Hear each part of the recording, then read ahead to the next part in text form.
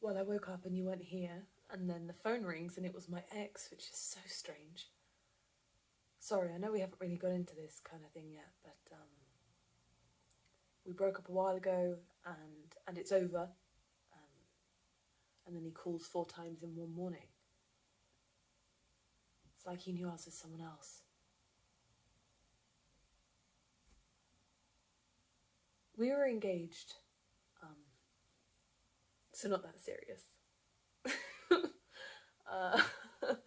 And he was a great guy, a brilliant choreographer and dancer. We had the same group of friends, been together a long time. I didn't marry him because of you. I'm not some hopeless romantic, I'd never allow myself to be that way, but once I felt for a moment what I felt when I was with you. You ruined me. I knew I could never settle for less. It scares the shit out of me. When we get there, it's a school sports day, or it had been. Running races, high jump, picnics. Until someone dropped 2 gas shells into the middle of the field. The first one was sulfur mustard, and the second one was methylphosphonofluoridate.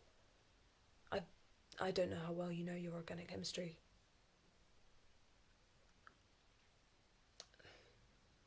Sarin. The point of the mixture is to stop people from putting a mask on. The mustard burns the skin on the hands and face, melts it, which allows the sarin to attack the breathing muscles.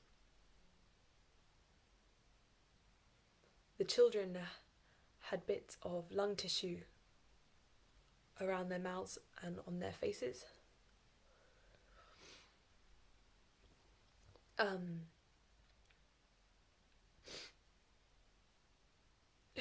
that's when I first saw Richard Roper. €7 million. 7! Where did you get that number? Grace, I'm going to ask you one last time. Where the fuck did you get that number? Paper trails. Did you go into my office, Grace? Beirut, Cairo, Fez, Seychelles, Geneva, Grace, Bordeaux, answer my question. H&G Holdings, and then suddenly it hit me. What was it you thought I knew? Why are you here, Grace? What else is there? Grace, I'm going to need an answer. I'm not sure my aunt and cousin are dead. What makes you think that? I got a letter about a month before I came here. I don't know who from, but it told me to find you. They're going to come after you. Who? The same people that went after your fucking aunt, Grace. Are they dead?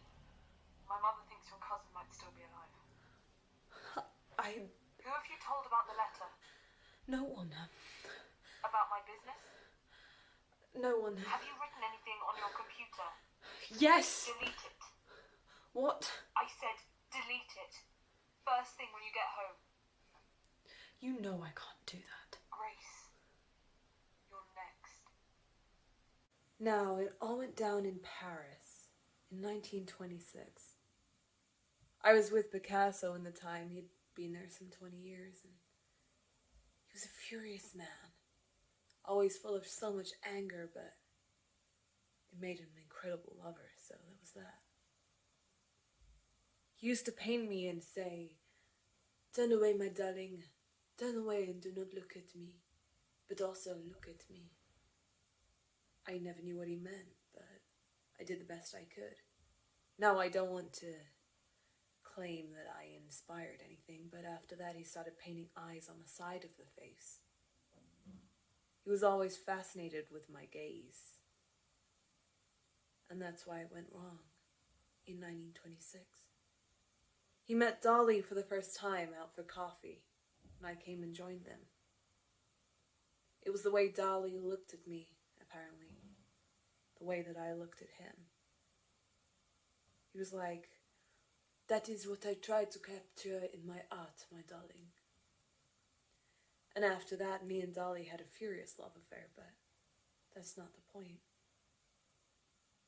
I can't help the way I look at artists. It's the way that artists look at me.